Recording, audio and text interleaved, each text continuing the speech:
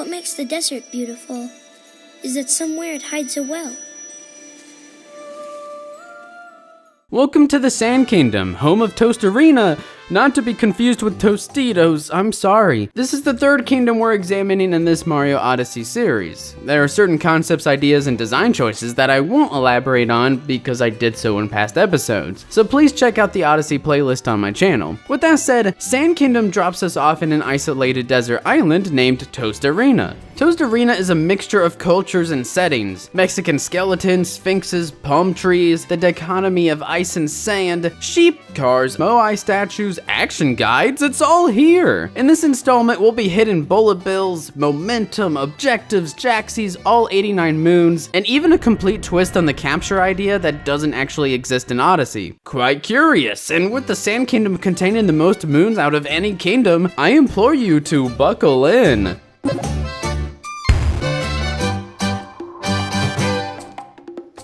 Our first stop is Tostarena Town, frozen in a desert, so that immediately opens up a mystery to solve. You better believe I was drawn in by this. So, in this small town, we already have several moons we can collect, but only one potentially contributes to exploration, a new quest involving the entirety of Tostarena, gardening. I was expecting a single moon from the stalks intertwining together, but it's one moon per acorn. If each acorn had some kind of challenge built into the world for obtaining them, whether some kind of platforming or puzzle, or one could argue that hiding them within the world is sufficient, then the corresponding moon would feel more rewarding. Two of the acorns are relatively hidden, so the idea of finding them can play well with exploration, but the open, flat landscape lends itself to stumbling across them, and you're disservicing yourself if you think this should be the end-all be-all. In fact, what happens once we discover an acorn? We carry them back with heavily restricted movement, essentially punishing the player for finding the acorn to the point of arguably making him or her wait. Now, whether you felt this frustration or not, the game should be driving us to find these acorns through the process itself. Imagine if finding an acorn allowed you to surf down hills on it. This would be the equivalent of rolling, yet could even carry momentum or speed further if they wanted to. Imagine how drastically our perception of these acorns would change. Even if the restricted movement doesn't bother you, the new and distinct method of increased movement or momentum whilst linearly traversing back across a wide open desert would be ever the more appealing.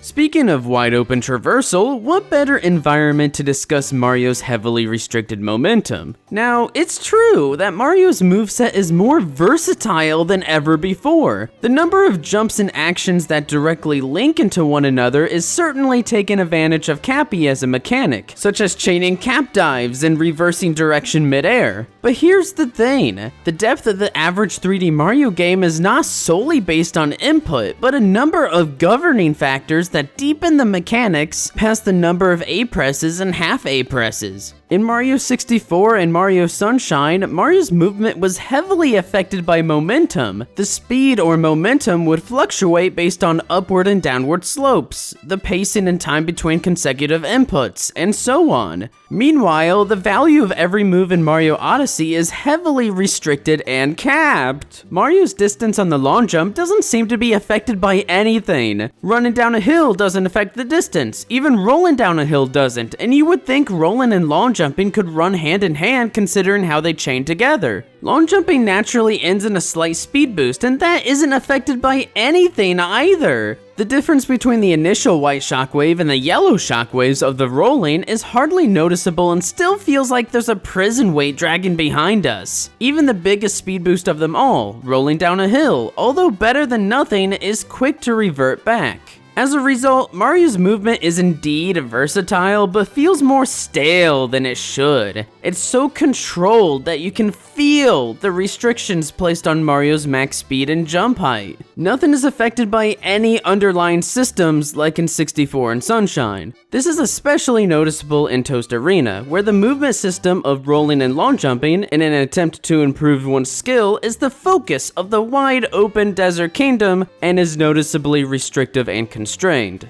Whether or not you feel this to be an active detriment to the game, at the very least, it's detrimental from a skill development standpoint. Mastering Mario Odyssey is already optional. The input depth in the movement mechanics adds to the parkour potential and overall skill ceiling. But then why so heavily cap the said skill ceiling when none of this depth affects the skill floor? When players are dedicated enough to learn how to perform skips in the levels, they'll come to realize that the skill development is all muscle memory that quickly caps out.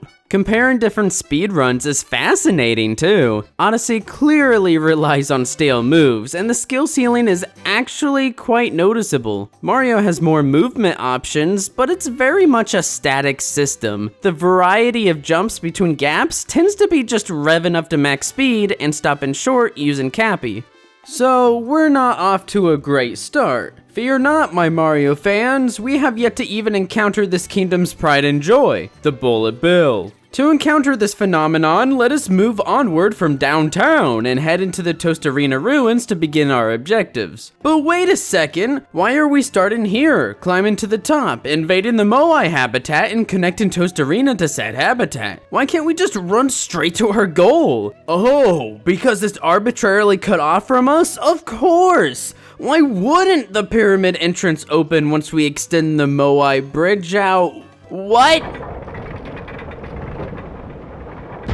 On our way to the first objective, the ruins introduce the bullet bills as optional. Juxtaposed against the clear path laid out before us, the layout is presented as a mini playground of sorts, comprised of bullet bills, moons, and sand geysers. But what really has the potential to pull the ruins together is the verticality and the connectedness. Both would play a heavy role in creating an ever-expanding playground. Moon 12 plays its hand in regards to verticality by creating new opportunities utilizing the same structures in different ways, as in this once obstacle structure is now a space to bullet bill over to on top of opening up the area. Admittedly, I wish I could pull more examples cause this isn't a good example, but I'm doing what I can with what I'm given. Regarding connectedness, surprisingly enough, there is a shortcut off to the side during the climb, which is most certainly better than nothing, but this isn't much of a shortcut and only shaves roughly 12 seconds off. Yes, I did time it. We can only hope to find level design that interconnects in such a way in the future, but is actually significant because this shortcut really does contribute to this area. So this isolated playground is the start of something grand, and how the bullet bill's control certainly lends to the potential. If you notice, we briefly have complete control over the 360-degree direction when it's first captured. This not only offers players flexibility and lenience so they don't have to work around the capture, but rather work with the capture, but also gives the designers flexibility if they wanted to design tighter spaces. Now, I feel as if the bullet bill moons are pretty important, and I say that because the second bullet bill solely exists not to proceed, but to have the ability to obtain 2 moons. First of all, Moon 20's name, Inside a Block is a Hard Place, is an attempt at wordplay regarding between a rock and a hard place. Why? I'm not even being pedantic here, it's only remotely related because a block is involved. It's not clever. If you're aiming for 880 moons, then commit to it. Don't hire some intern and give them a week to write up the most nonsensical and boring moon names imaginable. If moons were implemented into Odyssey as a significant reward for accomplishing something worthwhile, then the moon names could have been a factor in their satisfaction. Alcove in the Ruins, On the Leaning Pillar, From a Crate in the Ruins, Top of a Dune. Their names are simply stating their location, and while that may be useful for hint systems, despite the fact that hints and moon names can be separate entities so it's not an excuse, they're boring. It's just another reason why Odyssey's moons and reward systems were not utilized to their fullest potential. Yes, it was obviously streamlined this way because of the sheer number, and the hint system would need invested in as well, which is quite the menial workload, and that kinda sucks, but that doesn't change the lost potential. The moon itself presents how bullet bills can break blocks. The block is oddly placed in a spot that doesn't require navigating anything, despite the blocks and structures in the area. Same goes for moons 7 and 12. There's nothing obstructing our paths, just the slightest hints of a fuel management system that's never capitalized on. We then climb up the Tostarena Ruins round tower via a 2D segment. This is a natural progression from the previous 2D segment. However, we can duck under bullet bills that clearly clip Mario. We can jump over them instead, but ducking is a safer option that may not appear viable to the player due to the clipping. In fact, it's so unclear that the game triggers the crouching controls only in this triple bullet bill section. The controls don't mention that you can press down to crouch as well, which is strange. If you're going to put controls on the screen, you might as well let the player know the controls. At the top of the tower, we find moon number 1, our first objective moon in this kingdom. Odyssey wants you to know that this is a significant moment, and not because of the moon, it's because of the framing. Reaching the top of a tower, witnessing the view, hitting a checkpoint flag, and the new challenge ahead of us. There's a rather all-encompassing moon presentation to sit through to distract us from what really matters here, but that may just be because the reward system is so oversaturated and devalued. So yes, the moon may be fine since climbing a tower is a clear objective, if the climb was truly worthwhile, but what's interesting to consider is the checkpoint flag. These flags mark different or new areas and act as respawn points. They also offer a clear benefit, the ability to warp to them via the map. This is by far a much more valuable reward and resource than moons. The Moai habitat deserves its own section and is inconsequential, so let us proceed to collect the Moai habitat moon. The pyramid door then opens for no reason. We're given 2 moving platforms to force the player to wait instead of a bridge, despite the fact that a bridge is implemented on the other side. And how did Bowser even obtain the binding band in the first place when it's not even accessible at this point? So let's head toward the inverted pyramid, which symbolizes how those joined by the binding band will never part, even if the world turns upside down. Aww. Wait. Isn't the whole point the fact that the pyramid doesn't topple even though it's upside down and looks unstable? What they went with doesn't seem entirely relevant by comparison, but whatever, it works. Alright, so let's head into the pyramid. Oh. I guess I don't know about the action guide. Ooh. The inverted pyramid is now the time for the bullet bills to shine, and as such, we begin with simple steering that we're already quite accustomed to, except you don't even need to steer. Then we encounter a complete twist on the 2D space, changing gravity. Oh, and with the bullet bills as obstacles. This gravity twist is soon expanded upon by timing our gravity shifting to avoid the bullet bills. After the pipe, we spot some upside down Goombas? They didn't think to try something else with bullet bills, or with changing gravity, or anything? There's an entire stretch of canvas here that's nothing but a few Goombas just slapped in. Yes, they tied the upside down gimmick here, but it's a constant state that's not used in conjunction with anything else, in a shocking display of regression from just being used dynamically in conjunction with bullet bills. It's important to further establish mechanics introduced so they become solidified, and the game can help push the player to think outside the box with new applications and the satisfaction of mastery that can then be used in the outside kingdom itself as a bonus. Instead, we're given a few upside down Goombas to jump over. This empty stretch of canvas accomplishes nothing and wastes our time. At the very least, imagine if we had to jump on bullet bills to reach higher platforms. That would further expand upon them as an obstacle and could take advantage of the space given. Once on the other side of the pipe, my gut reaction when I saw that bullet bill was to duck due to the strange clipping we witnessed earlier.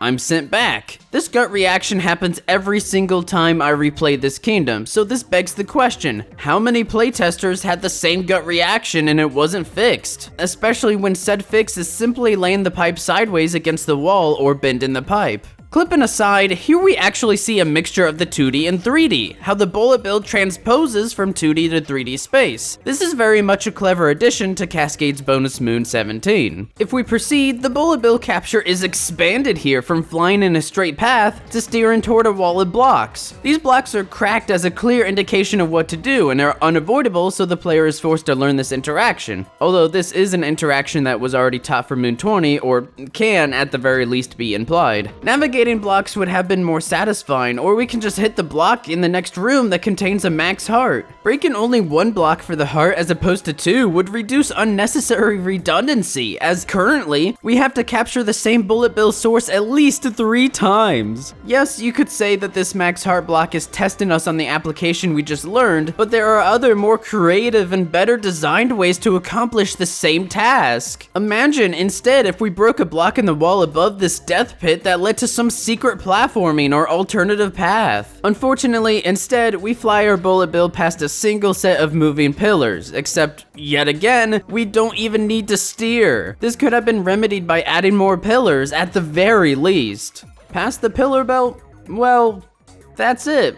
There's a floor of cacti tossed in. I would say this would be introducing an environmental object, but these don't need introduced, and this is certainly a very strange spot to do so. I can only assume this is subliminal practice for the upcoming boss. Why this doesn't work? We're about to find out. Indeed, the only thing left to do inside the inverted pyramid is to climb the stairs to fight the boss. So far, the bullet bill mechanic has hardly been used. Once to break blocks and twice to fly in a straight line with potential variation. Maybe we'll see the bullet bills further utilized in the underground temple, because we certainly see nothing of the kind for the brutal boss known as Harriet. See? That's clever, I like that. Harriet can be broken down into a main phase and a transition or in-between phase, as with every other brutal. For her main phase, we can stand still and hit the bombs back. The effort required here is a single button press. If the player leaves her be, she'll send out a large bomb that sticks in the ground, so the player is heavily incentivized to press the campy button. I honestly wish I could say there was more to this phase. The transition phase is not simply an invincible wait out the timer phase, despite appearing so, and that's the one element here that bears repeating. Implementing multiple phases that allow the player to influence in some way adds the illusion of choice and removes the frustration that comes with waiting and feeling like the situation is out of your control. Both of her phases have this great design choice. However, the extent of this implementation isn't nearly enough, and what's here isn't well executed for 2 reasons. 1, the idea of hitting a bomb that results in it flying straight up vertically with no horizontal movement is utterly ridiculous. There's no reason to believe this, especially if we want to consider the cacti as practice for the boss. The same cacti that proves how physics tend to at least exist in some fashion in video games. At the very least, if we hit the bombs, we may notice that they fly straight up, so we can work a strategy from there, but this transition phase only occurs twice, which isn't enough time to expect the player to figure out the intention behind these. No, I don't want Cappy to tell us that this is an option. This phase needs reworked. I want to realize that I can hit the bombs at her in a manner that's consistent with the game's established systems. Or the phase needs extended in some fashion so that discovering this option can reasonably occur and has more weight, but I'd consider that as a band-aid rather than a solution. And 2, Harriet flies in a strict pattern. This means 2 things. Firstly, no or little input is required from the player. Compare this to Topper, who requires awareness and reaction. Secondly, these bomb flames result in arena restrictions, in a sense. Imagine if she actually trapped us in a smaller space. This is the beginning of that idea, but it means nothing unless we want to pretend that we can't just jump out of it. This is also ignoring how we don't have to move in the first place and can just press the campy button. So basically, these flames are meaningless and don't complement the other systems present here. So now that I've provided my reasons for Harriet as a poorly designed boss, let's step back for a moment. Why was there such an emphasis placed on Odyssey's wide open kingdom design, yet the bosses themselves don't take advantage of this? Only a single boss in the entire game is fought in the environment itself. Bear with me here, because I'm gonna lay an egg. Ooh, utilize the wide open desert. It just so happens she uses bombs that look and act like mines. So maybe she can jump from pillar to pillar as you navigate a desert of landmines. Maybe we have to do so while stacking up enough Goombas to reach her. Perhaps utilize the bullet bill capture to knock down these pillars, or preferably both. These ideas have so much potential and use the desert environment and captures to their advantage. Maybe the boss starts on top of the pyramid with fleshed out elements and ideas, and then part of the structure collapses and thus starts phase 2. But instead, Defeating Harriet upon the inverted pyramid teleports us back to the Odyssey and lifts the pyramid into the sky. What did we do to cause this? Does rabbit blood satiate the pyramid's thirst? That would at least introduce something to the equation, as currently, it doesn't feel like we have any meaningful impact in Toast Arena because everything is so arbitrary. The only possible conclusion is that it lifts into the sky at night, but even the residents are surprised by this. So this isn't even a normal occurrence. It's arbitrary even to them, and there's never any explanation. The most reasonable contributing factor I can think of is that the Knuckles boss woke up and crap is going down, but nope. It's still frozen in the ground. Plus, it's not even aware that its precious ring was stolen until we somehow wake it up from its slumber once we reach it from the underground temple. I would also like to know why the desert was frozen in the first place, as if some plague wrought havoc upon Toast Arena after the binding band was stolen. If it was even stolen yet, since we don't officially see it until after the Moai habitat. Pretty much every element here is nonsensical. At the very least, if the Harriet break-in part of the pyramid idea was implemented, then Knuckles could wake up and give the pyramid a reason to lift into the sky. Alright, so after the brutal boss, it's time for part 2. The inverted pyramid lifts up, and now the crisp, frigid dead of night haunts these empty dunes with its mummies and ice. Now is the time to discover for ourselves why this desert was frozen, if there was ever an actual answer. Back in Toast Arena Town, we find that a skeleton installed an additional power line to the tower, which is a greatly appreciated shortcut that helps with the level connectedness, more so than warp into flags. However, it's still not a substitute for incorporating shortcuts in the level design itself, and power lines are a reused asset that feels slapped in as an all-in-one solution for shortcuts and traveling across any gap. There's also now the Jaxi Taxi that could have been involved with the story and given us a lift, maybe with some dialogue on the way to the newly surfaced hole, something with real character development. It's also nighttime out, and so a maximum of 4 mummies crawl out and chase us for a bit outside of the town. If we continue, traveling across the desert to the newly opened hole leads to the underground temple, an entire underground ice civilization, or at least that's the potential here. There's the obvious literal manifestation of deserts being hot during the day and cold at night, so I see what they're trying to do, even if there's no cause or mystery to solve, like I was initially excited for when I first discovered this kingdom. Alright, a Bullet Bill surprise! A pulse beam?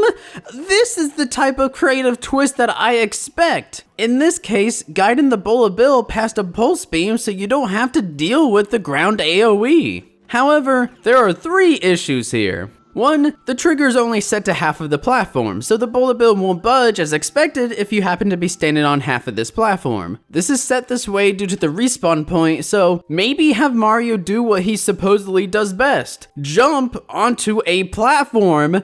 That way the respawn point can be separated without the cost of initial expectation. 2, the pulse beam AoE only reaches half of this platform as well, so the assumed intention of jumping over the AoE is negated. And 3, we don't see any progression regarding this idea. Nothing is expanded upon here. In fact, not only is this the only bullet bill pulse beam interaction in the entire game, but this interaction leads to a copy and paste situation from the inverted pyramid, just with different assets. Oh, and 3 rows of pillars instead of 1. Well, this is a start. I imagine by now we should at least be introduced to a third-person version of the top-down Moon 56. Maybe something related to ice? Also keep in mind the attempted pulse beam teamwork here is a one-and-done deal. And that's it for Bullet Bills.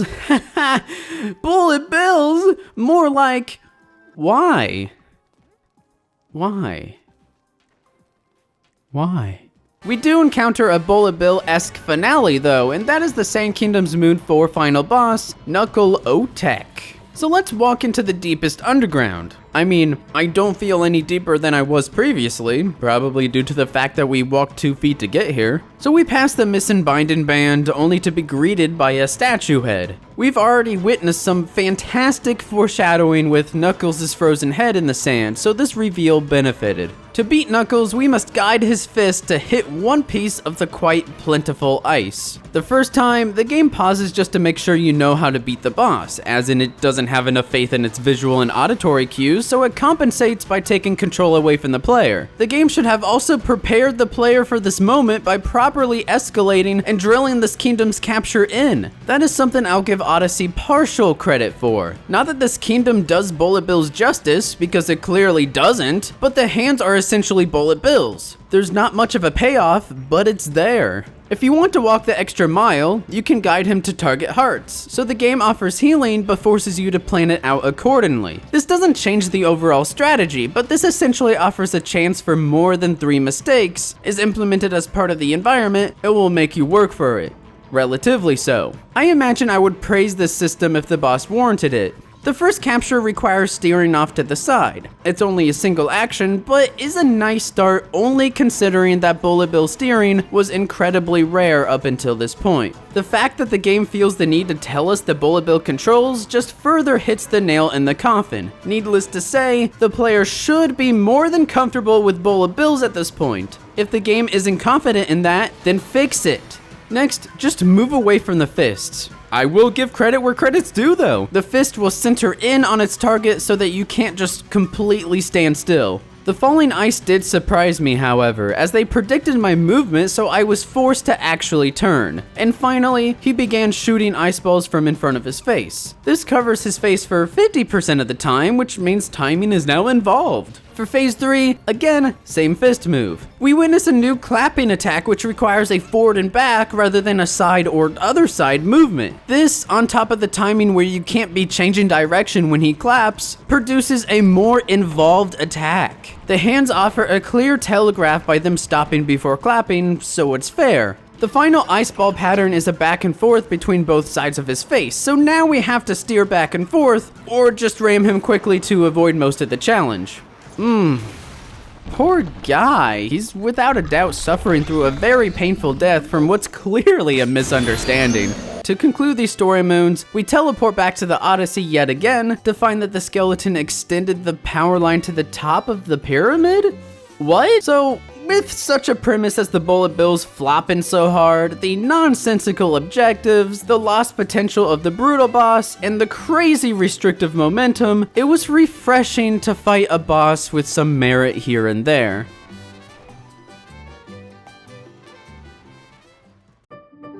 Luckily, the faint light at the end of the tunnel proves itself with the Round Tower's hidden Moon 9 as one of the best, where the hint is focused on noticing how the platform continues to the other side instead of a crack in the wall. Both would reward observation, but the satisfaction here derives from multiple elements of the level design rather than a sign screaming at you. Also note how the purple coins are handled in a similar fashion, albeit more straightforward, which is as it should be comparatively, and it's far better than if they were just sitting here out in the open. Surprisingly, you'll hear me say the shop in this section because of Moon 43. This moon takes advantage of localized environmental exploration by requiring us to find a way behind the shop counter. We can actively search for this moon as well, since we can see it in the back, which invokes motivation. This is a great start for promoting actual exploration in Odyssey. Here's the goal, now figure out how to get there. What Odyssey tends to do is reward a moon by us stumbling across it rather than by exploration.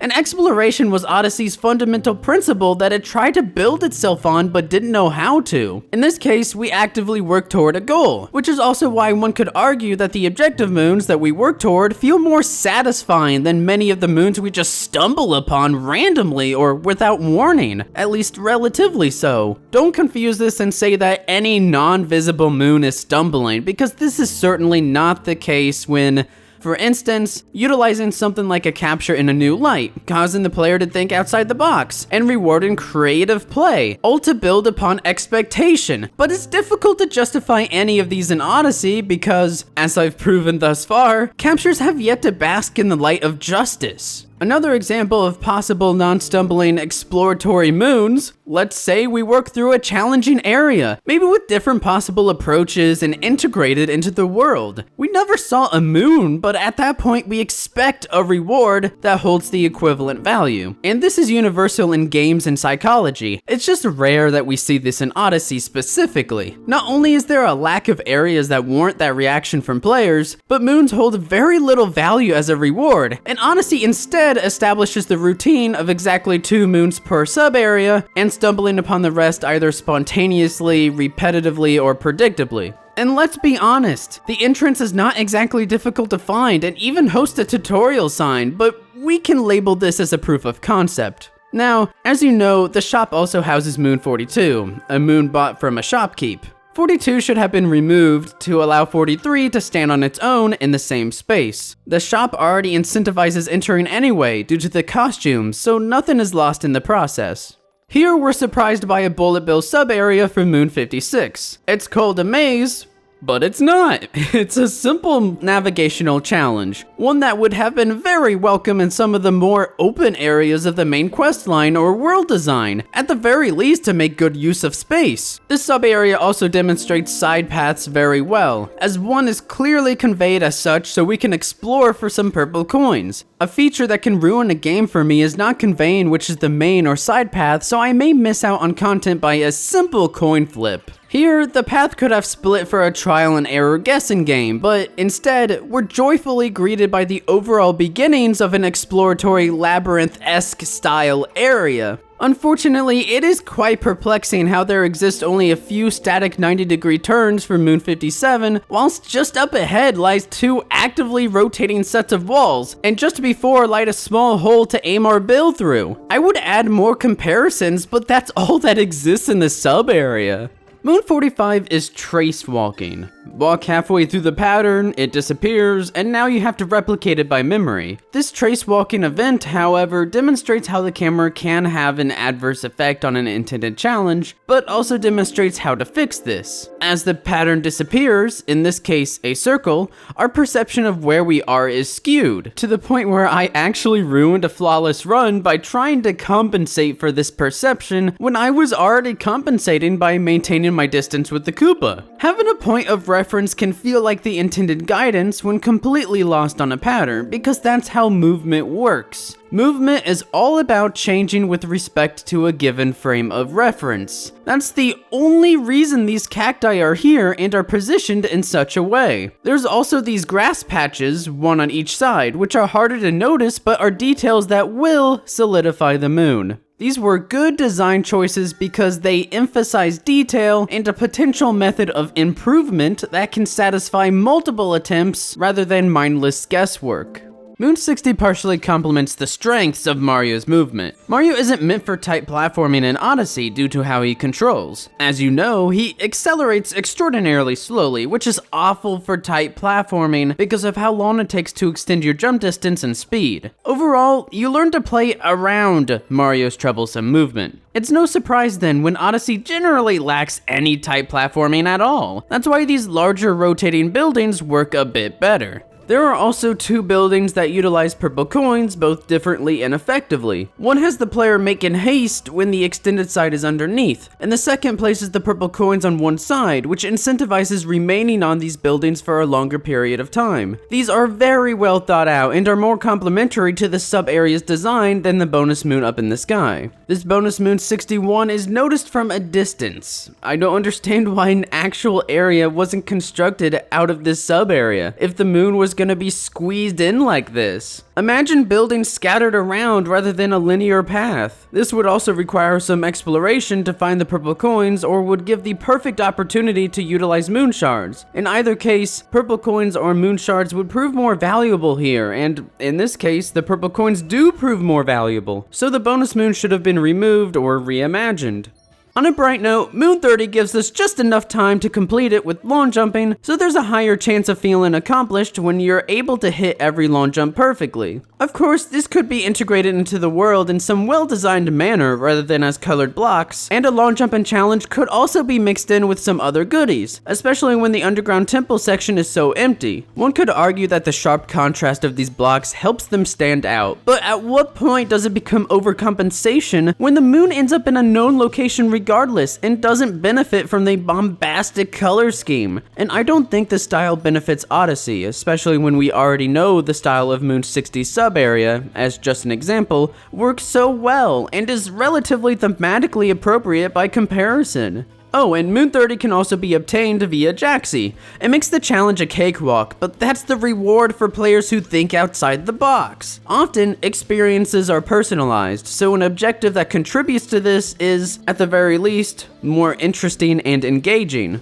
The Jaxi driver Moon 58 requires us to hitch on a Jaxi from the desert above and descend into the racetrack below. Ignore the loading screen that quite jarringly removes us from the Jaxi we were just riding. This sub-area allowed me to experiment with the Jaxi regarding the movement in the camera. First of all, when riding the Jaxi outside of the entrance, I was trying to move the camera to view the entrance, but to no avail. It fought me. Now, inside this sub-area, I'm rather perplexed that, despite the camera fighting for control, I noticed that the camera didn't position itself where I could properly aim it when making the 180-degree turn to collect half of the Moon 59 music notes. My workaround was to spam the skid button until the camera somewhat situated itself. From what I could tell, the Jaxi was clearly meant to be used in less restricted scenarios. However, this is when I discovered holding the skid button. This is similar to spamming, but this allowed a more stable and controlled camera transition, and so this helped with collecting these music notes. Now, from what I can tell, the Jaxi is relatively friendly to restricted scenarios, but not ideal, which I can only assume is intended. The Jaxi is a buck wild ride. I wouldn't consider it something I should be able to perfectly steer, and having this hold skid option does provide its own twist on the purposefully difficult to control Jaxi. One detail that's worth mentioning is how holding skid doesn't ever perfectly situate the camera. There's always a slight angle from one side or the other, so this still makes aiming not particularly easy. I can only assume this was also intentional, so that this wild ride couldn't be perfectly aimed, meaning you had to utilize space effectively, like for this somewhat shortcut. The difference between giving yourself enough space and not enough space is night and day. Again,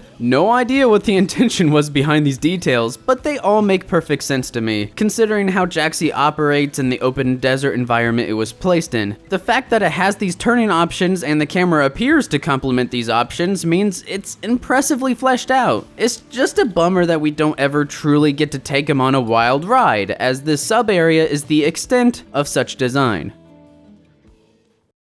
Now Jaxi, my boy, I won't let you pass go, because as mentioned, you're very poorly utilized to any potential. Easy desert travels? Check. But let's sit and talk about that misleading one-time payment. Given how taxi services work, we are more inclined to believe that we'll have to pay this fee anytime we want to use this service. And that's exactly how this dialogue conveys itself. The consequence is not paying this fee with the thought that it's an unnecessary service not worth paying 30 coins per ride for. I don't know about you, but while yes, I'd rather have a faster mode of transportation, I wouldn't be willing to pay for it each time I wanted a ride, so this conflicting nature pushed me away. Whether or not you felt this way, the dialogue is misleading and felt like it was changed to a one-time payment late in development, so they forgot to change the dialogue, or the writer didn't realize what he or she was writing dialogue for, because this is an easy fix that could be written 1,000 different ways to convey the intention that needed to be conveyed. Now, in a surprising twist of fate for our dear old Cappy, our journey finds him a hat launcher, sometimes cruelly tied to pulse beams. These beginnings are a good introduction of a potential design dream, but ends in an ugly fit of an incomprehensible design nightmare, balancing out to the bad section. The good is when we're introduced to hat launchers and pulse beams working together to stop Mario whilst breaking blocks and eventually causing feedback loops. We don't actually need to trigger these loops to proceed or to find secrets. We can just peacefully jump over the blocks without any obstacle or trouble. But besides this optional challenge skip that most people won't encounter anyway, this was a clever design philosophy that can only expand itself in future iterations. At least that's our hope as players. The ugly occurs thrice in the underground temple. That's right, 3 times in the same space. We begin with a single pulse beam to break a block. Alright, sure, fine. But then we encounter the exact same setup right next door, but lead into purple coins. Secrets or collectibles like this should be locked behind a more difficult, new, or different challenge rather than copy and pasted. This just feels tedious. These two pulse beams up ahead baffle me as well. The only point to these is to gain some yellow coins at the cost of a feedback loop that permanently affects the area. I don't understand why we would ever trigger this. I seriously want to know if their train of thought was simply thinking that the player would trigger this for the sake of a few coins. If someone would impossibly trigger this while trying to capture the Goomba, or if a blind player didn't have the help needed to know what was going on. This, on top of the previously discussed bullet bill pulse beam wasted potential, and you have yourself an ugly disappointment of a system that's gracefully tilted to bad. Moon 24 is a sub-area that slipperies up movement with ice, and the main obstacle is rising and falling pillars. It begins with some crushing, then you walk on top of them, followed by a series in a line. This idea could have been further explored, maybe wall jumping between these blocks, or a series of them without breaks in between or not in a straight line. At the very least, this sub-area's hidden Moon 50 involves wall jumping between these crushers that also requires timing our wall jumps to avoid the gaps. So it's a clever hidden moon, despite the shallowness of the area itself. Oh, and yes, the moons are numbered 24 and 50 in the sub-area. It has to be because the main moon is outside of the sub-area, and so they probably mixed up the numbering rather than remain consistent with the rest of the game. But wait, this is the bad section. Moon 50 sounds pretty okay, except this sub-area shouldn't exist. The pipe at the end leads out to the top of this Moon 58 cave entrance with two chests. One contains the moon, the other a steady stream of coins sent out one at a time. Before or after finding our way up there, we may notice a skeleton next to Jaxi Ruins that will point out that something is up there. Odyssey has so little faith in the player that those who are observant aren't trusted to find the spot themselves. But even then, the entrance that leads to Jaxi Ruins wouldn't even halfway suggest that it'd lead up to that spot, so the skeleton lacks a purpose. In addition, the satisfaction would be from seeing these chests and flag from elsewhere and discovering how to travel up there yourself. Part of this phenomenon is also discovering we can glide on over with Glide-On. This method capitalizes on observation and exploration, at least on some level, while the intended route just so happens to end up there. Okay, so discovering our own path to this moon would feel more satisfying and complementary to Odyssey's supposed exploration-focused design philosophy, so let's keep that. But now, if the player discovers the sinkhole and bonus Moon 50 later on, the fact that there's no moon at the end is inconsistent with the rest of the game's sub-areas. Removing the bonus moon would result in the same inconsistency. Yes, another moon could be slapped in, but if anything, fit this sub-area idea and expand upon it in the entirely too short and underdeveloped underground temple. Fun fact about Jaxis. A Jaxi will sit out by the nearest bench after warping, and not by any other bench. In this case, we arrived at this flag via pipe rather than warping, yet the Jaxi is sitting there regardless. Also, the fact that this Jaxi is facing away from the bench, which isn't normally the case, means it's facing toward the middle of the poison pond, which is something Jaxis are immune to, rather than one of the three surrounding edges. These are all great details. Let's continue to the next sub-area. From Moon 54, we have the only Moai sub-area or application even outside of the Moai habitat. This is the same twist utilized for the habitat's purple coins, but expanded upon to require memorization of small rooms rather than a straight walkway. I would have loved to see this sub-area end on a strong note with a large room to really test the Moai capture, and then another large room that adds stacking Goombas into the mix. Or, if the first large room proves too trial and error, then add the Goombas in as guidance. This sub-area, as is, only requires a glance from the Moai before setting off.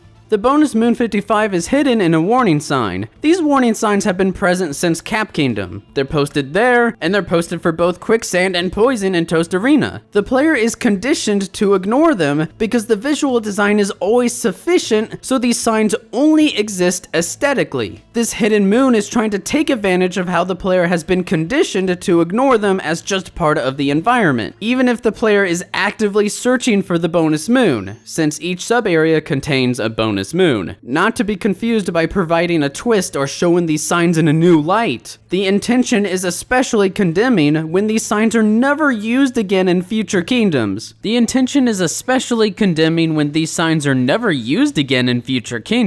Except once in the Lost Kingdom's poison, but that doesn't change how the signs went from everywhere to non-existent.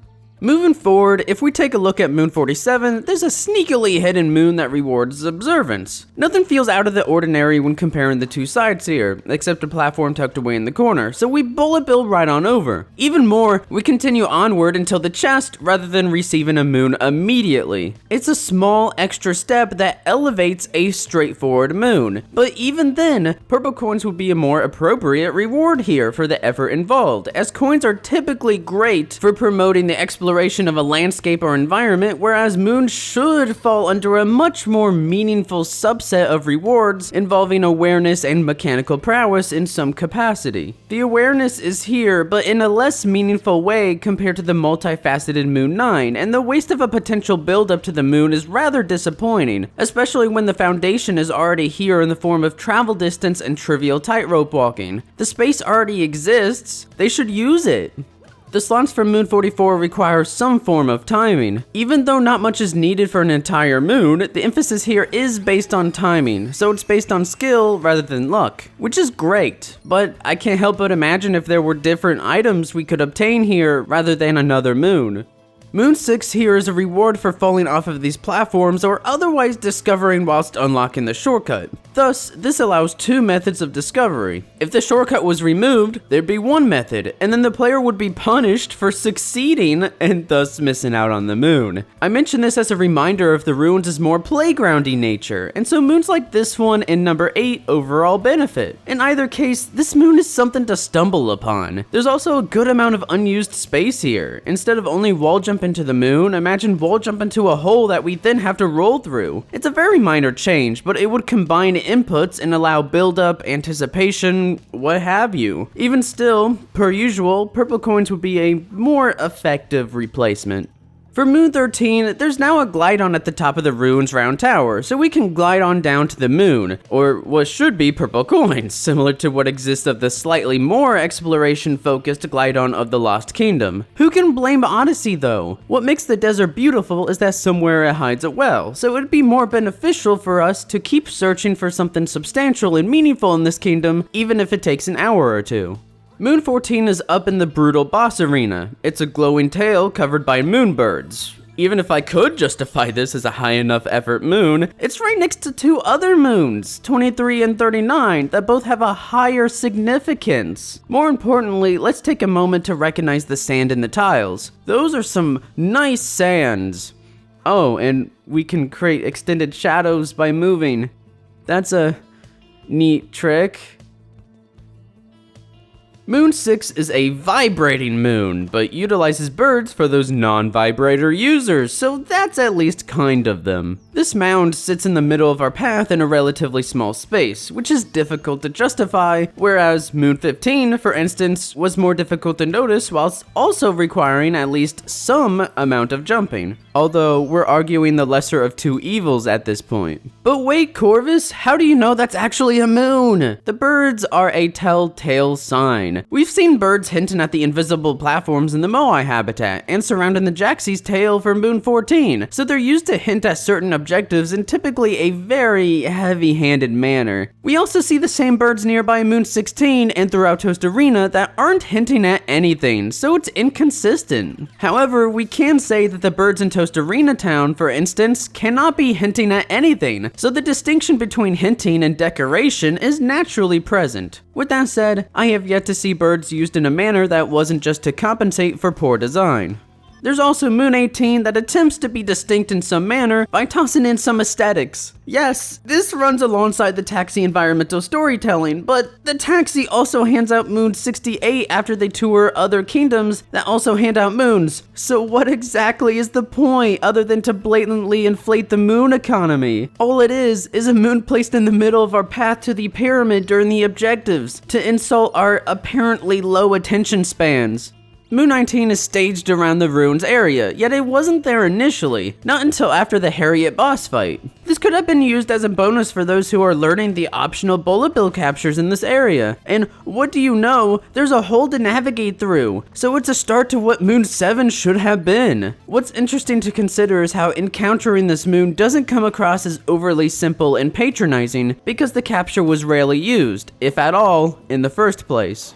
Moons 21 and 22 have us whacking two separate birds that are traveling around the desert. If a bird just so happens to be in the area, great, easy moon. If you're actively seeking out a bird or if you miss it, then you could be waiting around for it to be within grasp. 21, for instance, the bird is often out of reach, so if you're actively trying to obtain this moon, waiting is required. Or, for both moons, you can just abuse the fast travel system since it resets the birds. I doubt this was intended, and they most likely missed this due to the sheer number of moons they tried to toss in. Overall, we'll either stumble across one, which is unreliable and unrewarding, wait for one, which is a good way to take control away from the player, test their patience and invoke frustration, or reset their pathing, which is immersion breaking.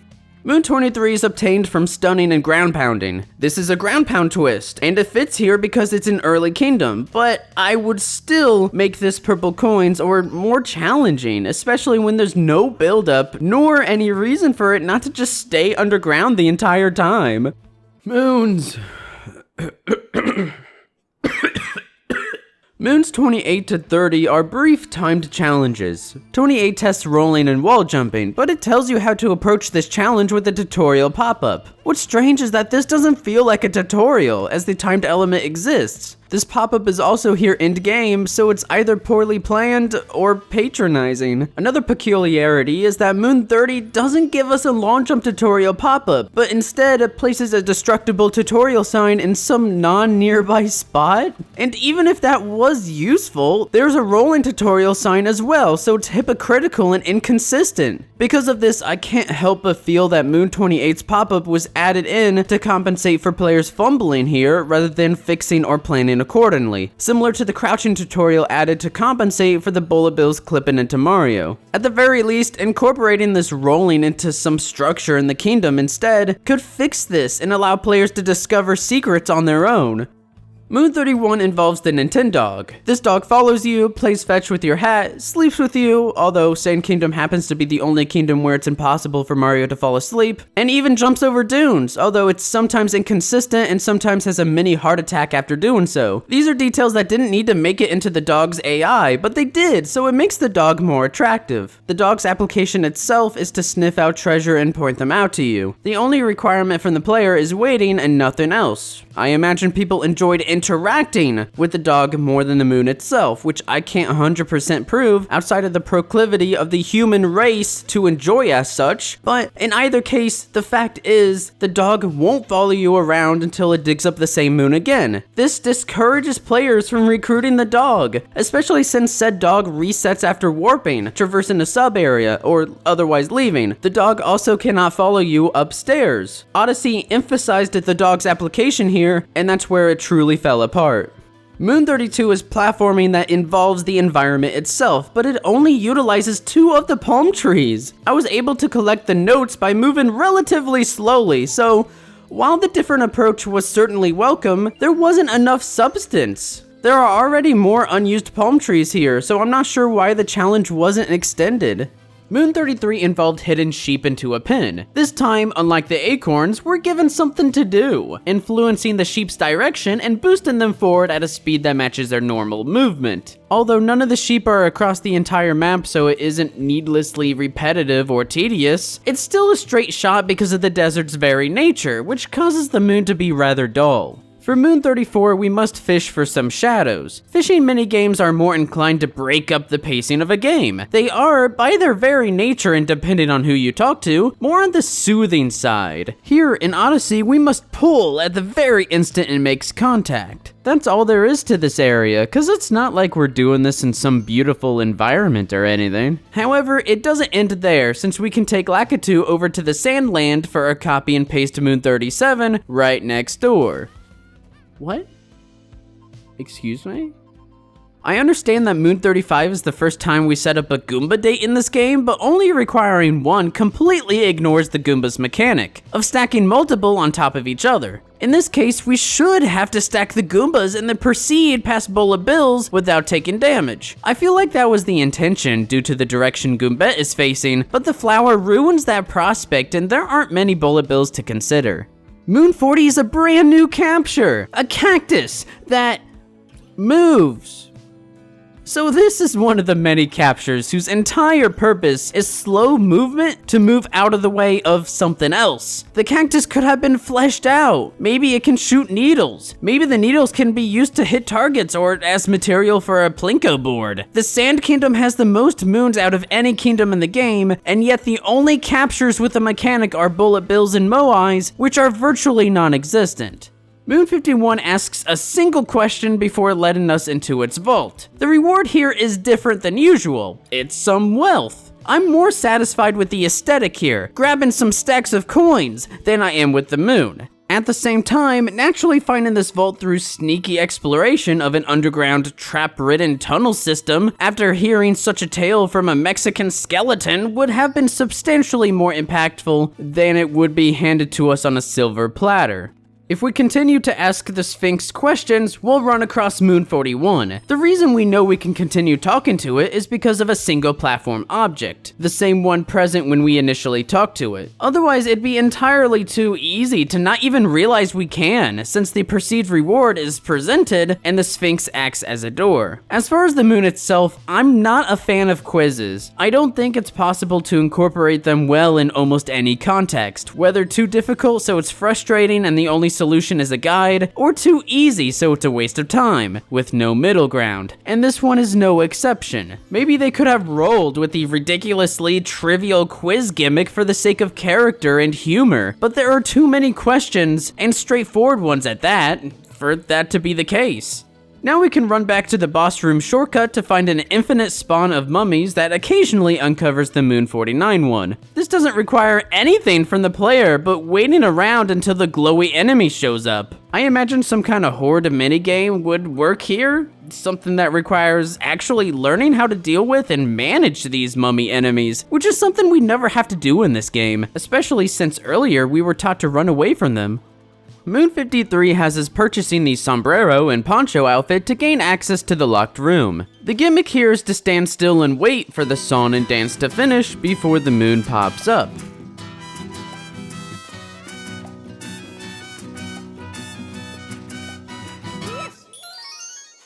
Now, instead of taking control away from the player for some kind of gimmick, imagine a musical play-it-yourself section like in Mr. Bones, improvising to the rhythm with preset samples.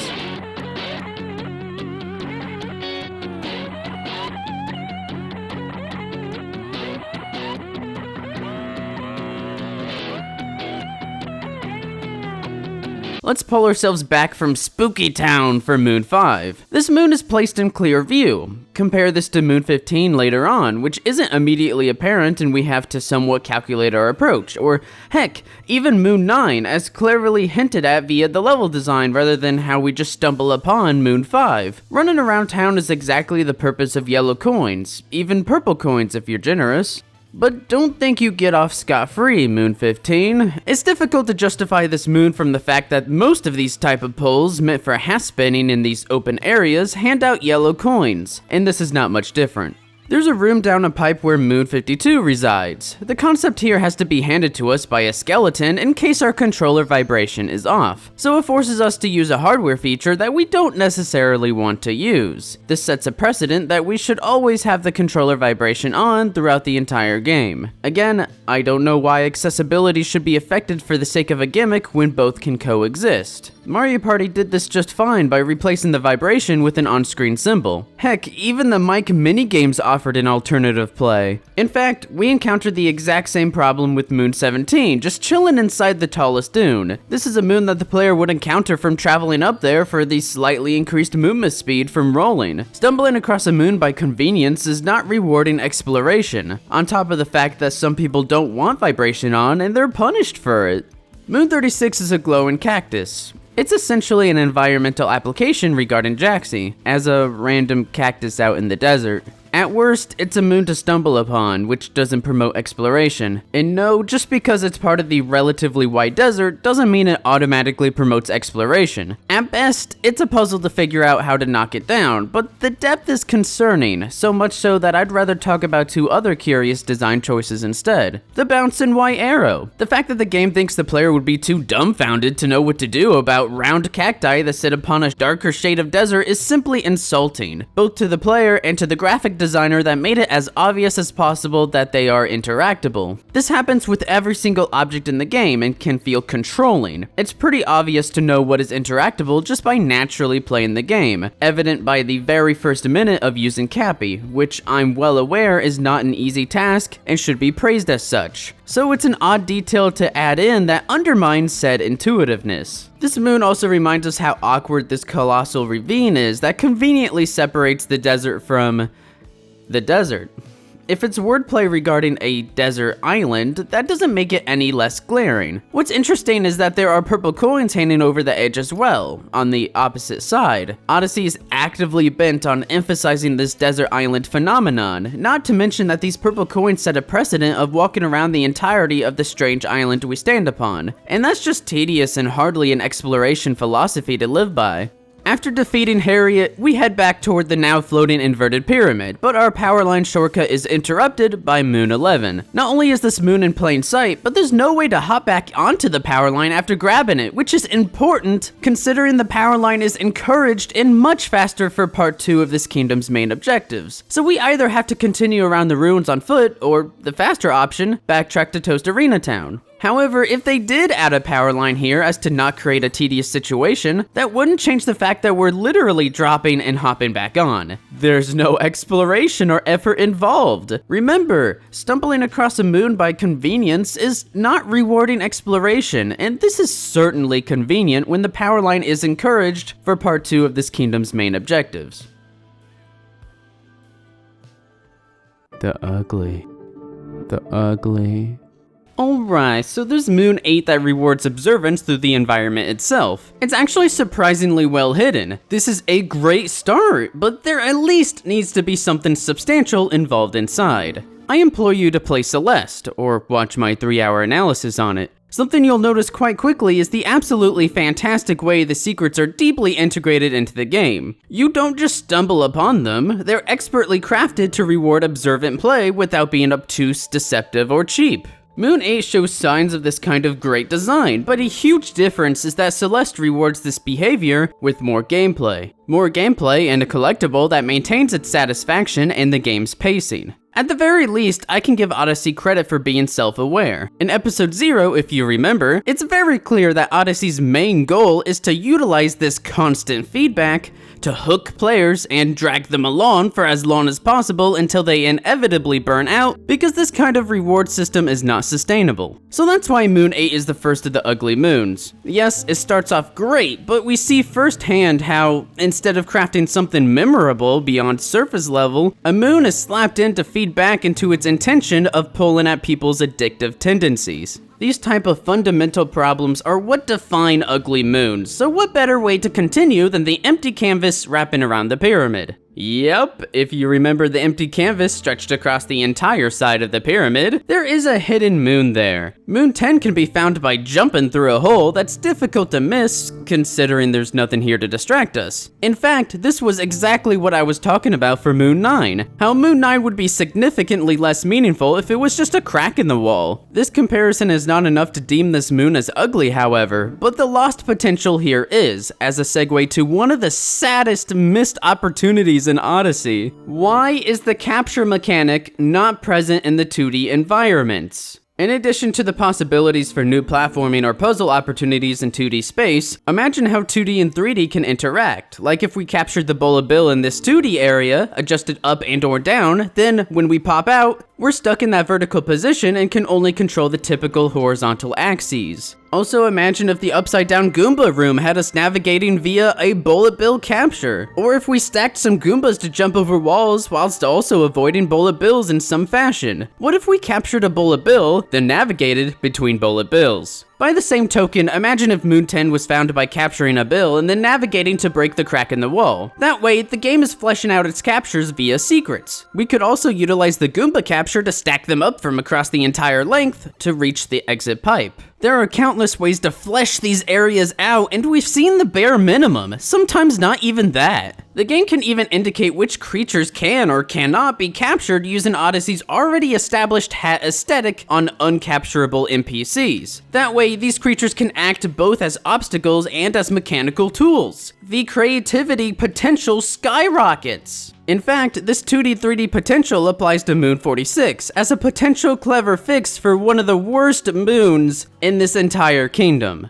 Mix the two ideas we've already covered, adjust the verticality in 2D space, then fly in 3D over the pit to reach a high up block or hole that leads to a new area or platforming challenge. That would at the very least be reasonable for a player to find, whereas Moon 46 is not. Normally exits for obstacles like these in games block you off with an invisible wall, so there's no reason for the player to even notice this. This also means we can reasonably assume we'll be crushed and killed if we manage to be between an invisible wall and an obstacle. What if the secret was not here? Then there would still be a hole because these pillars have to go somewhere, right? And if it didn't lead to a secret, it would obviously lead to death, because what would happen to Mario otherwise? This is common sense and results in an untelegraphed and unfair moon. Second of all, the conveyor belt magically disappears, so the secret doesn't even make sense and belittles players who have a working brain. Not only that, but when we magically teleport to the other side,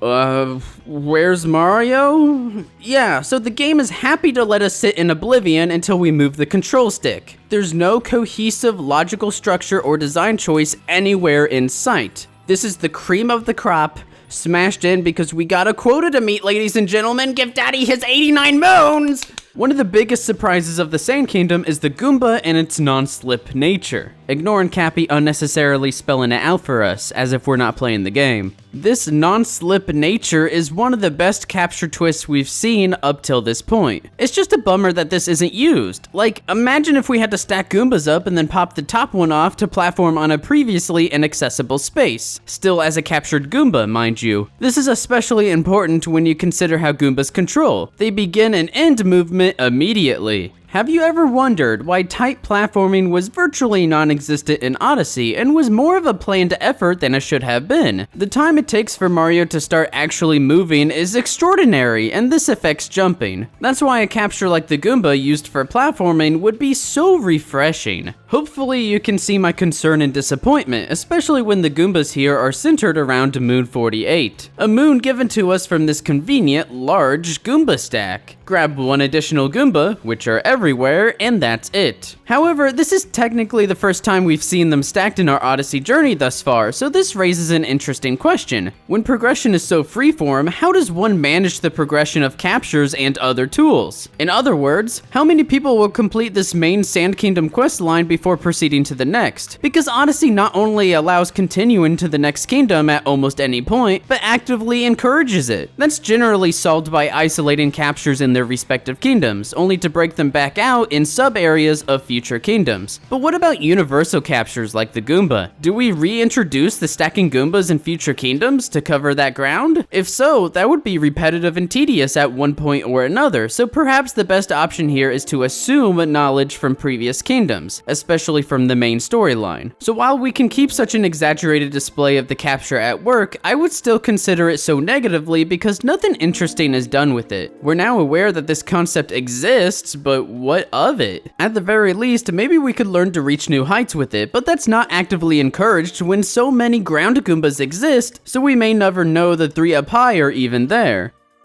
So let us now partake in Moon 39. This moon offers the only character development regarding the Jaxi, finding out where this Jaxi originally came from before his sentience. This moon is another example of overshadowing the meaningful reward of learning about this Jaxi and who it is with a meaningless collectible. Except we're only given a single sentence. I wish this Jaxi was fleshed out as a character. And that really applies to the Jaxis as a species. The Jaxi ruins, for example, raises so many questions. Which part is the Jaxi Ruins? Is it the small poison swamp? Or is it the short poison racecourse? Or is it on top of this tiny tower? I'm using these descriptors, small, short, and tiny, to make the point that an entire civilization of Jaxis couldn't have lived here. Perhaps this tower is made out of dead Jaxis? Maybe this was a Jaxi structure that was submerged in this deceivingly small pond, but if that were the case, then the inside of it makes absolutely no sense, and the Jaxis are able to run across the poison, so it must be shallow. Odyssey doesn't bring the potential location and character depth that could have really fleshed out each and every kingdom. And again, I want to reiterate from previous videos how the number of kingdoms should have been cut for the sake of quality world building. Part of the appeal of the more open-ended exploration type play is meeting new characters and having the option to learn more about the world, whether through different side quests, exchanges between different folks, or just environmental storytelling, which Odyssey does contain a small amount of and it certainly adds to the game. Imagine uncovering the broken and lost civilization of Jaxis, the actual Jaxi Ruins, if you will. We could discover what the civilization was before their downfall, how they thrived, what drove them to become statues, or what drove them to become sentient, which is what Moon 39 potentially suggests. Jaxi Ruins only serves to toss in more questions. Maybe this Jaxi is the only one who became sentient, but then why are there 2 empty Jaxi spots? Indeed, Moon 38 here doesn't offer anything but confusion as to why this is so strangely placed here, and confliction as to why this exists alongside Moon 39, because we can reasonably assume the Jaxi is saying that this is where he originated from, and now we're witnessing another empty Jaxi spot where he calls the non-sentient Jaxi his family. Why is there a second empty spot here? Does this mean there are 2 Jaxis out and about? What's the story here? What's going on? In the same way, the Moai habitat comprises some Moais that appear to be a proud people who have long inhabited these ruins, so that's probably why they're almost extinct. But we know nothing about them nor their culture or habitat. But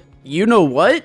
That's fine. The Moais aren't trying to be something more. In fact, Odyssey works to devalue them as much as possible. What do I mean? Let's start from the beginning of the Moai habitat. Incredibly, there's no moon to greet us at the end of this move-in platform section. That's because this section acted as a transition to the new habitat. Of course, this is inconsistent in Odyssey, but this instant helps prove how the reward here is this new isolated area filled with the new capture and moon shards to incentivize exploration. Diluting this discovery by diverting the intention to a moon would be counterintuitive to the innate satisfaction of discovery, and we'd have less reason to be excited about it.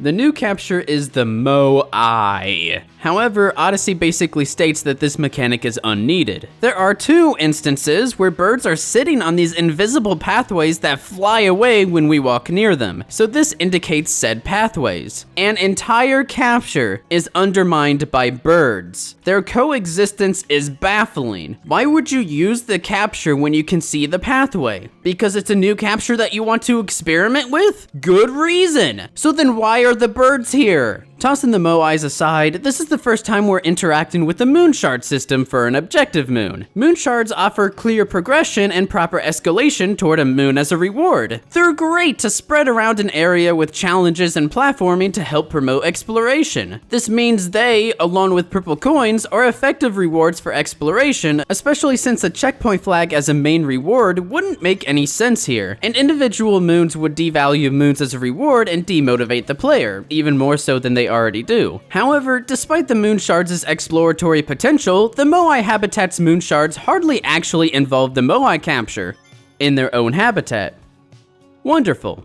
2 of the 5 moon shards require the use of this new Moai capture. 3 of the 5 moon shards require no effort, don't involve the new Moai capture in any way, and are used to artificially move the player around this isolated area.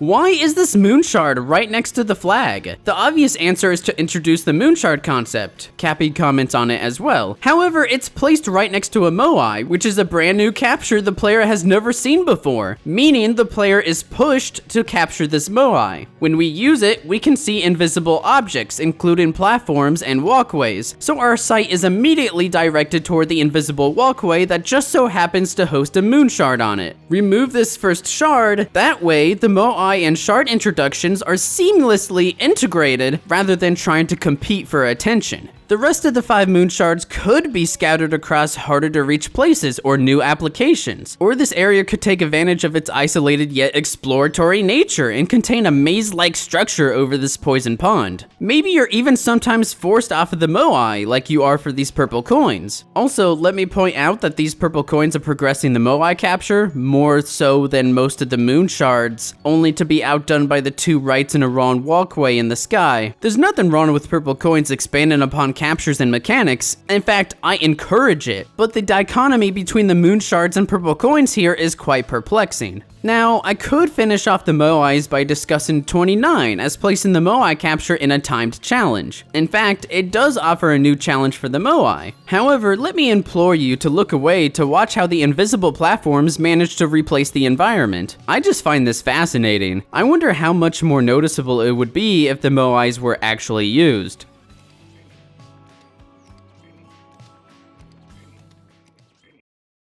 Now, the rest of the moons are post-game, except for the painting moon, and for some reason the game doesn't tell you this. Some people who like to find every moon in a kingdom before moving on may continue searching, but to no avail. This has been fairly evident in every kingdom, so I don't want to beat a dead horse, but I've seen an argument in a previous video regarding how the Talkatoo and Hint Toad are the indicators that there are no more moons to collect, so I thought it'd be fair for me to address it. The player wouldn't need to finally settle on asking Hint Toad as a last resort if the moon list cared about the player's time in the first place. If the player doesn't use Hint Toad as a last resort but depends on it instead, then the moon list wouldn't apply to them. So either way, the design flaw is still present. So let's begin with Moon 62, as the player accesses a painting either from Lake Kingdom or Wooded Kingdom, depending on if we visited Lake or Wooded first. If the Lake Kingdom is our prime cut, it's just located next to Lake's Moon 15, the Lakitu in the same little fishing hole. Wooded is significantly more meaningful, as it's a reward for players who use the platforms from the timer challenge Moon 38. Players who think outside the box are rewarded, and it's meaningful because it complements the innate satisfaction of discovering such a route without a giant neon sign. The destination itself, however, is another view, similar to Cascade. Again, the view is a neat enough reward. I don't think the Lake Kingdom justifies the cutscene, but the Wooded Kingdom is a whole different story. I can honestly see this moon and view combined reward as substantial and not overbearing if discovered from the Wooded Kingdom, given if the reward system was meaningful. Moon 63 is using hint art for Bowser's Kingdom. I cannot deny that this is a clever hint. It's not too obvious, nor is it too vague. Moon 64 is actually quite an unexpected addition. Toad requests a type of song, and we play what we think fits best. In this case, Memories of a Tough Battle is the request, so we can choose any boss battle theme. What's quite curious is that we receive a moon for this. Don't get me wrong, this Toad is definitely not a bad inclusion, but why don't these Toad moons offer new music tracks instead? Or other methods of unlocking music, especially since there are so many tracks that would fit this system perfectly, like the 8-bit versions. Moon 65 is a Mexican Cappy handing out. This is the equivalent of talking to an NPC and then receiving a moon a few seconds later, because that's exactly what happens. Just from the top of my head, perhaps the hat is trying to sneak its way into a place and needs our help? I know that sounds rather broad, but the design opportunities start sprouting like cranberries. Moon 66, we're racing the Cooper brothers again, but this time the twist is that we can hop on a Jaxi and ride it to the finish line. Applying a racing twist to the Jaxi is a fine addition. I'm not sure why they didn't just make it so everyone rides Jaxis, cause otherwise it feels unfair. Because not everyone appears to be on the same level, the satisfaction decreases. And yeah, the Koopas are promoting alternative play, but I have a hard time believing that was the intention when the Jaxi is so clearly encouraged, and not a single Koopa exists to compete against you in this race, despite 2 of them pretending to ride the Jaxi.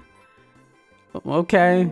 The Binding Band is back, and it gives us Moon 67 to finish off Sand Kingdom story mode. I'd rather not focus on the moon that the game wants me to focus on though, because the people and their dialogue around this recovered relic is a very nice, meaningful touch. Moon 68 is the tourist that we see throughout the game, but this is the conclusion to their journey, back to where it began. I wouldn't be against a moon after witnessing this conclusion, but every single time just distracts from their dialogue and potential character arc. Moon 69 is Peach. Haha, insert cheap, uninspired joke here.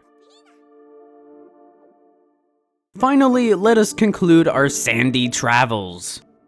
The frozen desert mystery was intriguing, but the objectives were slapped in with arbitrary and disconnected resolutions. The momentum is heavily capped and doesn't influence much, causing a versatile but stale moveset. The bullet bills control well, but are mostly used to fly in straight paths, even in the sub-area. The moon names are mostly forgettable, yet are sometimes downright pathetic. Both 2D sections in the ruins display the crouch controls as a band-aid for the clipping that negatively affects our perception several times throughout this kingdom. Moais? I hardly knew him. Instead, let's move the player from one end to the other because this counts as exploration, right? Harriet can mostly be beaten standing still and had incredible potential as a boss in the kingdom environment itself. Goomba's ice traction twist and instant acceleration was introduced but never used. Knuckle Otek was just okay and provided a couple challenges here or there. Odyssey's idea of exploration is just stumbling upon Moon, so Moon 9 and 43 are fine examples of Odyssey's potential of utilizing level design and actual exploration to its benefit. Moon 60 focuses on Mario's platforming strengths and perfectly places purple coins in different ways to incentivize challenge. Moon 30 provides a sense of accomplishment because it can be an actual execution challenge, but also provides an easy way out for those who are clever. The Jaxi controls well for what it's supposed to be, but is severely underdeveloped for a character that attempted to be something more. The pulse beams offered a great potential challenge with the feedback loops, but it feels like they were tossed into the underground temple with no regard to, well, design. The amount of warning sign conditioning in Cap and Sand is insane for what feels to be a build-up to cheaply slide Moon 55 by and then never touch them again. Why is the capture mechanic not present in the 2D environments?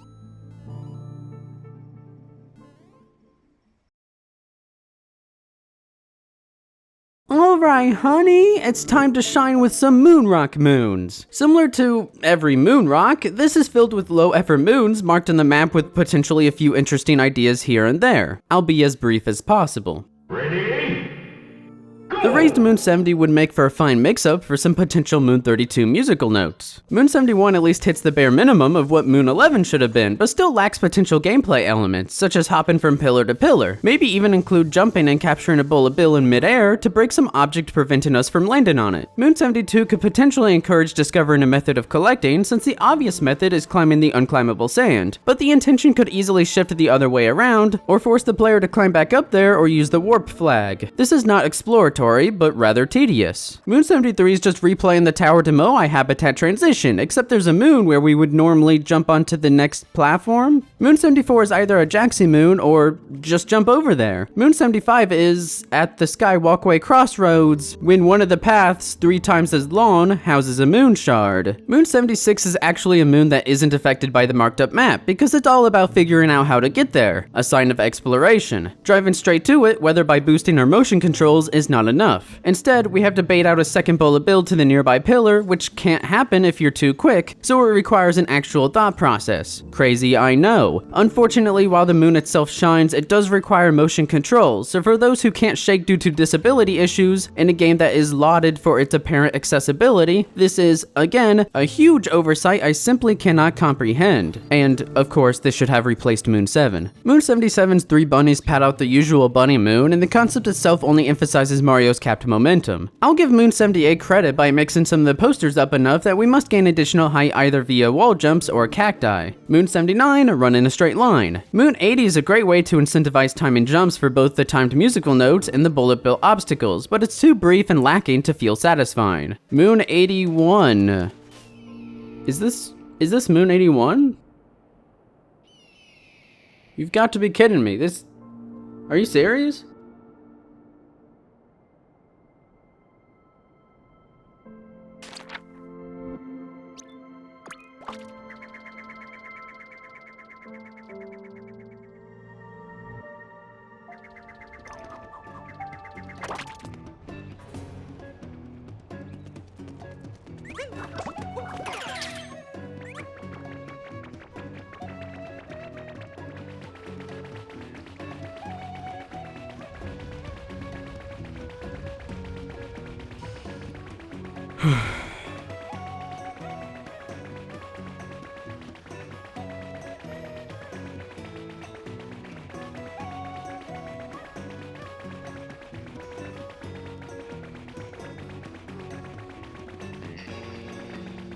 Who thought this was a good idea? Why?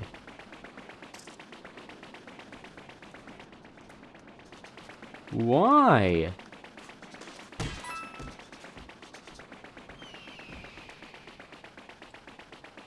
I don't understand why they made this a moon.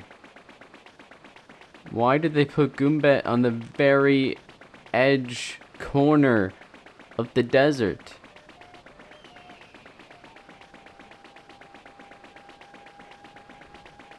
Ooh. Moon 82 is Moon 45, but 90% instead of 80%. Moon 83 is sorta better than its predecessor, except the Golden Koopa still just pretends to ride a Jaxi, and the track is such a straight path that we'll never see him unless we really screw up. Moon 84 is legitimately the only moon that somewhat justifies the Moais, with moving platforms and a brief section that moves fast enough where we can only blink with the Moai before sprinting to the other side. Although there is some odd empty space, and Moon 85. We drop down to a spooky dark crevice. Oh, hey, we're gonna have to race to the moon after collecting the key. Oh no, no we don't. What an exciting secret. The moon's 86 and 87 sub-area is crazy high-octane action that, with its incredibly wide course, admits how uncontrollable and awkward the rocket flowers are as we constantly fight against it whilst overcorrecting in the process, which is especially noticeable when collecting that bonus moon key. This may be intentional because they're, well, rocket flowers, and I'm inclined to think so considering they're used in wide open areas in the Wooded Kingdom and in a single straight path that requires zero turning in Bowser's, with no in between, but regardless, it feels pretty awful to me. The moon's 88 and 89 sub-area is jarring considering how underdeveloped and virtually non-existent the captures in this kingdom are, so why include a seaside kingdom's capture? Regardless, planning and managing our water reserves is a factor, so this is not a bad moon.